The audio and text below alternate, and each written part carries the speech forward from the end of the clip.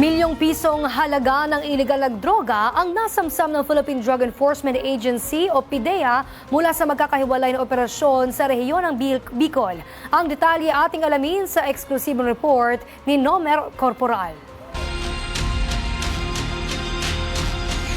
Arestado ang dalawang lalaking ito sa ikinasang bypass operation ng pinagsanib puwersa ng Camarines Norte Police Provincial Drug Enforcement Unit, Mercedes PNP at PIDEA Bicol. Kinilala ang dalawang tulak na si alias Gio, 46 years old, mula sa Marikina City, at si alias Son, 29 anyos, isang tricycle driver na residente ng Cubao, Quezon City. Nakuha sa kanilang 54 na plastic sachet na naglalamang hinihinalang shabu na may timbang na 275 grams o tinatayang mahigit 1.8 million pesos ang market value. Ibig sabihin, may mga gumagamit doon. Unang-unang pinagdududahan natin is baka dinidistribute sa mga schools at pangalawa doon sa mga nagtatrabaho sa minahan. So yun ang mga inaalam natin ngayon na pwedeng pinagbabagsakan itong mga illegal drugs na ito, sir.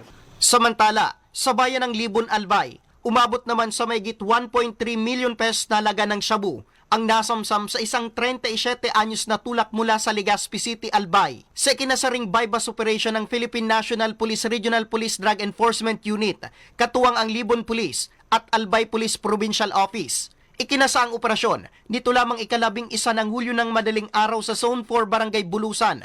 Sa ginawang body search sa suspect, doon na nakuha ang ilang pakete ng shabu na tinatayang aabot sa 200 gramo. Na ang supplier galing pa dito sa Legazpi, dinadala sa Libon. So, yun ang inaalam natin na baka may mga kasamahan pa ito, may supplier na nagdadala sa kanya para magkaroon tayo ng lead. Parang tip of the iceberg ba, sir?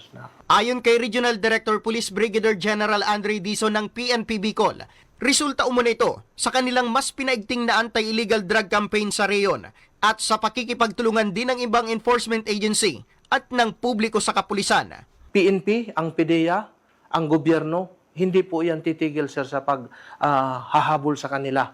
So malagpasan man nila ngayong araw, sunod na araw, pero finally, anumang gawain na may nakakasira sa ating kapwa, anumang kabuktutan, ay may katumbas na kaparusahan po yan.